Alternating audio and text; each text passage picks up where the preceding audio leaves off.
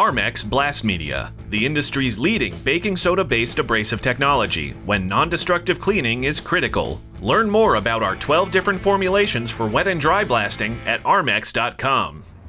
Hey guys, Greg Jones with Engine Builder. We are here at Sick Week 2022. It's day 4. We're at South Georgia Motorsports Park, and we are honored to have Tom Bailey himself here, who founded this whole thing. Talk a little bit about how it all came about, talk about the week, and just hear more from him. Tom, again, really appreciate some of your time this morning. This has been awesome this whole week, and I know we still have today and tomorrow to go, but would love to hear some of the background about how Sick Week and Sick the Mag kind of all came about.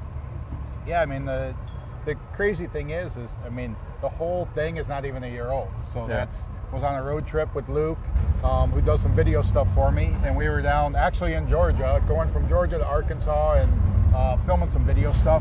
Yeah. And we were just talking about the state of magazines and that, hey, it's kind of like everybody thinks magazines dead, and you know what, if somebody really put together like maybe a dedicated magazine to the drag and drive community, because there's a lot of events now. I mean, you got obviously Drag Week, Dave Freiberger, they started the whole thing, or Dave Freiberger started the whole thing. Right. Drag Week was the original. Right. You got Rocky Mountain 1 and 2, you got Midwest Drags, and and there's a lot of other small ones. They got one in Australia, they got one in Sweden. We're like, if somebody really just dedicated time, then I think there'd be a good following. Maybe you could get like 500 people or whatever that would really subscribe to a magazine like that was actually paid for by the subscribers. And so whatever, we're on there, and Luke did a magazine in Australia, and it's like, well, Luke, what would it take to do one? He's like, well, I could probably do it. I'm like, all right, then I guess we'll just do it and see what happens. And then it just exploded. I mean, we talked about coming out with it, and then everybody jumped on board.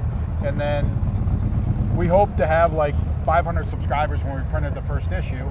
Well, we sold out of the first issue at 2,500 subscribers. Wow. And then we had, I mean, it just exploded. Yeah. And then at Drag Week, we talked about in the whole thing, it's like, then you have your signature event and say, if you could have your signature event. And we're like, oh, like in a year or whatever, we'll do that. And meaning next year. And then on Drag Week and stuff, we're just talking to people and talking about the ideas we have, and they're like, oh, you should do it now. Yeah. And I'm like, I don't know, I've been to lots of events, they're easy. Like, I go to them all the time. Right. So we say, okay, we'll do it, and we'll do it in February, in 4 months. And I didn't realize what it takes to plan an event. So luckily, I got a great team of people that have stepped in. A lot of the Drag Week staff that I've known for years has stepped in with Keith Turk, and then Jenny being the event planner has been like a huge thing. I number one wouldn't have been able to even try and race this event without her, and I don't even know if I could have pulled it off, because it's just, there's so many little things that. Oh, sure. Engine Quest, your home for new OE-type replacement and performance engine parts and cores. For our full line of products, visit enginequest.com or call 1-800-426-8771. Engine Quest, the name you trust for engine parts, cores, and recycling. Well, you know, you got nearly 350 cars involved in the racing throughout the week. Yeah, well, when we went on sale, like, we had 350 spots, and we're like, it'd be great if we could get 200 cars for the first one. That'd be awesome if we could pull 200 cars. Well, we sold 350 spots in 3 minutes. Wow. So just literally like sold out faster than any event's ever sold out. And for an inaugural event, kind of crazy. Yeah, absolutely. So, you know, we started in Bradenton, Florida, went to Orlando, then Gainesville. We're here today in South Georgia Motorsports Park, and then we go back down to Bradenton tomorrow.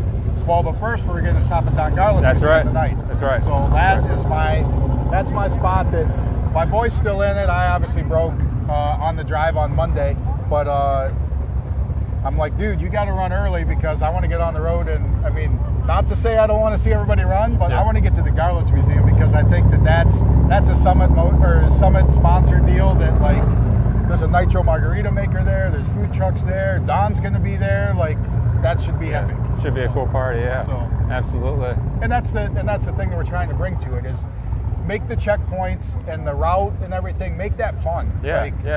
Don't make it just the gruel. And you can see it in people's posts and photos. You know, they're having a good time taking the pictures of their cars in these different spots. That's awesome. So Tom, that actually brings me to a good point. Can you explain the competition and the drives, you know, the drag and the drive itself, you know, what's all involved for these folks throughout the week? Yeah, that's the thing. With the drag and drive event, the thing is that there's no support vehicles.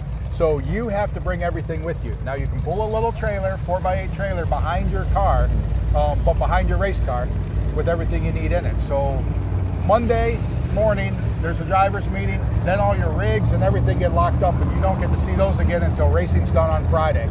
So we race at the track, we back up, we change to street mode, put on street tire, whatever we need to do to change or make our car a little bit more comfortable for the street, and then we hit the road.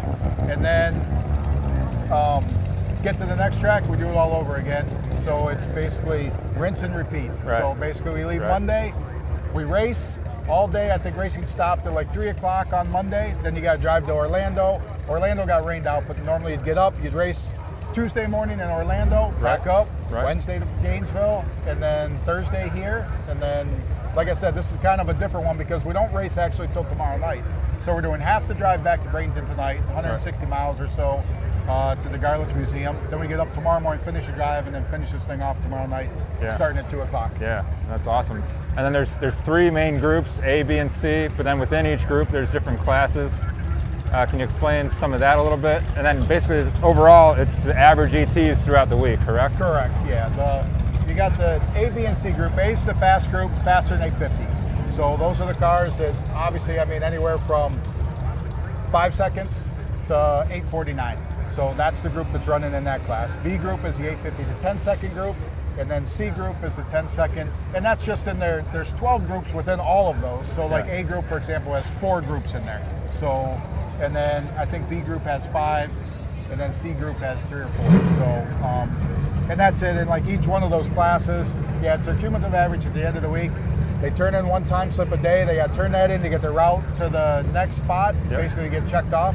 And then at the end of the week, you just do the average. The one with the best average wins. When you purchase SBI valve train components, that blue and yellow box represents 40 years of industry knowledge, R&D, quality that exceeds OEM standards, and outstanding customer service, as well as a dedicated team, ready to help no matter your application needs. That's how SBI keeps engines humming. Variety would be the big thing because we have everything from